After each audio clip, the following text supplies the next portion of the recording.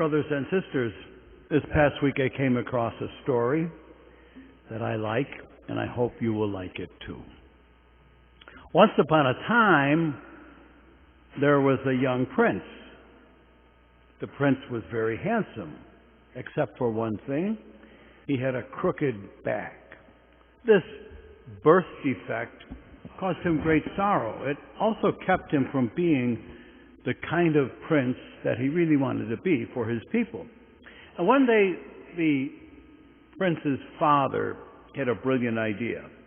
He asked the best sculptor in the kingdom to make a statue of the prince.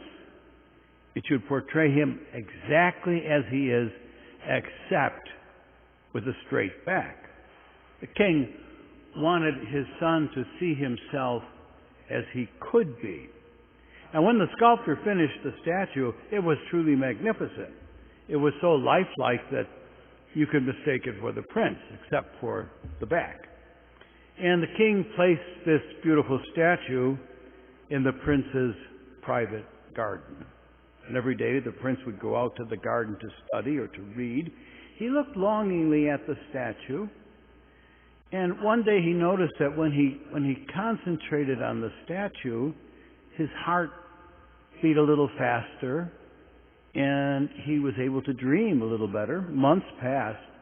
And after a while, people started to say, the prince's back does not seem as crooked as it used to be. Now the prince went to the garden even more often. He spent hours standing before the statue, meditating on it, examining it closely. And one day a remarkable thing happened. He realized that he was now standing as straight as the statue.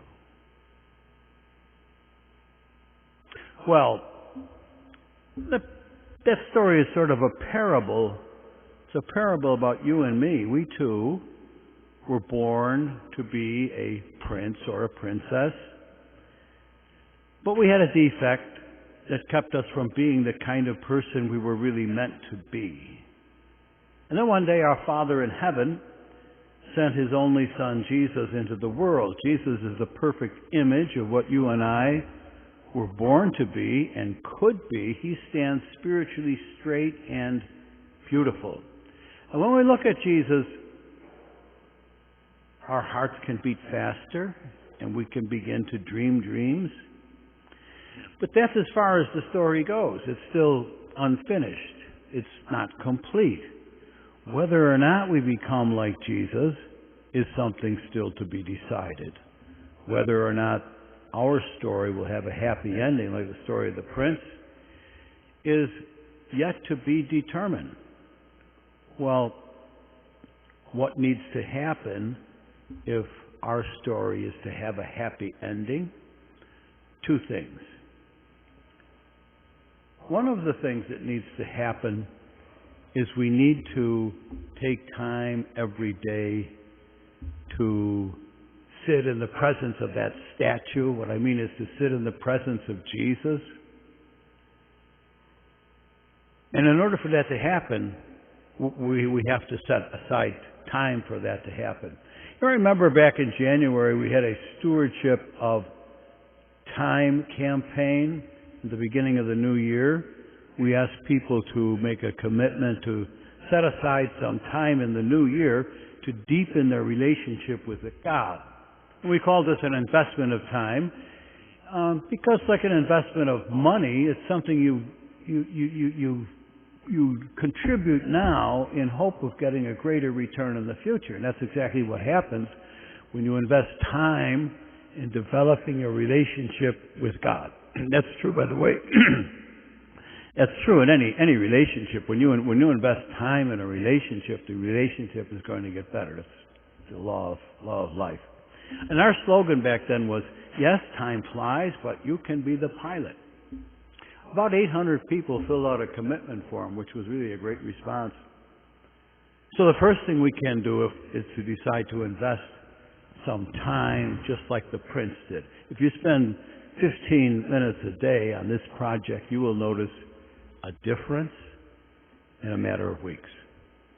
And the second thing, I think, we need to grasp, there's a spiritual principle that was taught by Ignatius of Loyola, John of the Cross, Thomas Aquinas, Teresa of Avila, all the great giants. You go to read up on the spiritual direction. You're gonna find this, although most Catholics, I think, have never heard of it.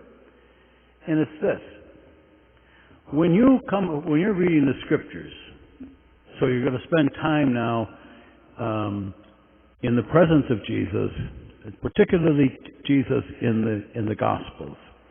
And when Jesus says something to anyone in the Gospels, you need to see that statement as being addressed personally and uniquely and directly to you.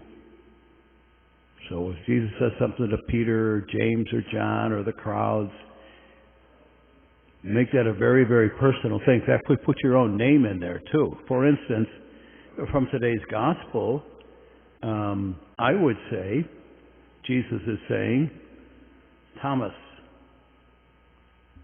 learn from me, for I am meek and humble of heart. And just kind of chew that in your mind for a while.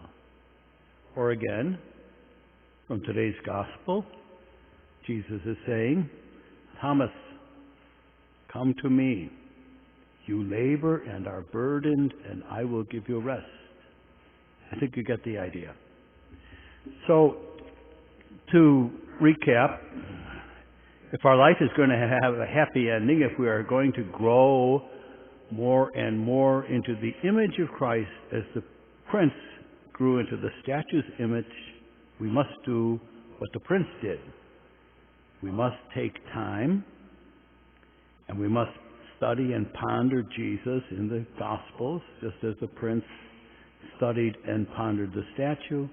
And if we do this, we will find that we are becoming more like Jesus, and our story, like the story of the Prince, will have a happy ending. Amen.